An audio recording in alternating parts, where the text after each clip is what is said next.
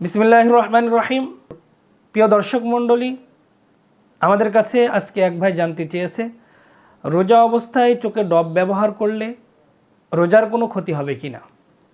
প্রিয় দর্শক, রোজা অবস্থায় কোনো ব্যক্তি যদি চোখে ডব ব্যবহার করে তাহলে রোজার কোনো ক্ষতি হবে না, যদিও ডপের স্বাদ গলায় অনুভব হয়, অর্থাৎ ডপের মধ্যে যে ঔষধ থাকে ওই ঔষধের স্বাদ যদিও গলার মধ্যে অনুভব হয় তারপরেও রোজা ভঙ্গ হবে না।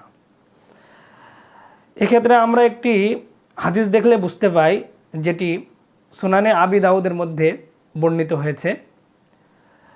আন আনাস ইবনে মালিক রাদিয়াল্লাহু তাআলা আনহু কল, হযরত আনাস ইবনে মালিক রাদিয়াল্লাহু তাআলা আনহু থেকে বর্ণিত, তিনি বলেন, জাআ রাজুলুন ইলান নবী সাল্লাল্লাহু আলাইহি ওয়াসাল্লাম, একজন ব্যক্তি রাসূল করিম সাল্লাল্লাহু আলাইহি ওয়াসাল্লামের কাছে আসলেন। আসার পরে ফাকালা, তিনি বললেন, আশতাকাত আইনি, ইয়া রাসূলুল্লাহ, আমার চোখে ব্যথা, অর্থাৎ আমার চোখে সমস্যা হচ্ছে, চোখ আক্রান্ত হয়েছে। তো এক্ষেত্রে কি আফা আক্তাহিলু, আমি কি চোখে সুরমা ব্যবহার করতে পারি? ও আনা সাইমুন, আমি তো রোজাদার। তখন রাসূল সাল্লাল্লাহু আলাইহি ওয়াসাল্লাম বললেন, ক্বালা নাআম, অবশ্যই তুমি রোজা অবস্থায় চোখে সুরমা ব্যবহার করতে পারো।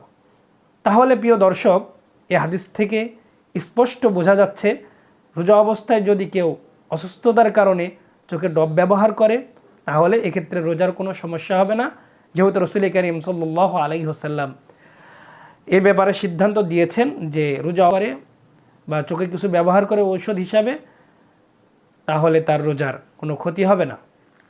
আমরা আরেকটি ফতোয়ার কিতাব দেখব, ফতোয়া কাজী খানের মধ্যে 1 নম্বর খণ্ডের 128 নম্বর পৃষ্ঠার মধ্যে বর্ণিত হয়েছে, ওয়ালা বাআসা বিল কুহলি লিস-সাইমি ওয়া ইন ওয়াজাদা তুআমাহু ফি হালকিহি, অর্থাৎ কোনো সমস্যা নাই চোখে সুরমা ব্যবহার করার ক্ষেত্রে, অর্থাৎ রোজা অবস্থায় যদি কেউ চোখে সুরমা ব্যবহার করে এক্ষেত্রে কোনো সমস্যা নেই।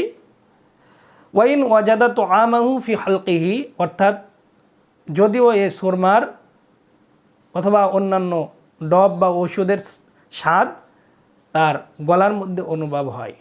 প্রিয় দর্শক, তাহলে আমরা এই হাদিস থেকে এবং এই ফতোয়ার কিতাব থেকে স্পষ্ট জানতে পারলাম, রোজা অবস্থায় যদি কেউ চোখে ডব ব্যবহার করে বা অন্য ওষুধ ব্যবহার করে এই ক্ষেত্রে রোজার কোনো ক্ষতি হয় না, রোজা আদায় হয়ে যাবে। প্রিয় দর্শক, আরও একটি প্রশ্ন এসেছে, যেখানে এক ভাই জানতে চেয়েছে যে রোজা অবস্থায় নখ, চুল, তারপরে অবাঞ্ছিত লোম বা অন্যান্য যেগুলো আছে সেগুলো কর্তন করা বৈধ আছে কি না। প্রিয় দর্শক, রোজা অবস্থায় নখ, চুল বা অন্যান্য যে সমস্ত অবাঞ্ছিত লোম আছে এগুলো কর্তন করলে রোজার কোনো ক্ষতি হয় না, এক্ষেত্রে রোজা হয়ে যাবে, এগুলো রোজার ক্ষেত্রে কোনো প্রতিবন্ধক নয়। তাহলে প্রিয় দর্শক, আমরা আজকে আমাদের যে উত্তর আমরা জানতে পারলাম। আল্লাহ রাব্বুল আলামিন আমাদেরকে আমল করার তৌফিক দান করুক। আসসালামু আলাইকুম ওয়া রাহমাতুল্লাহি ওয়া বারাকাতুহু।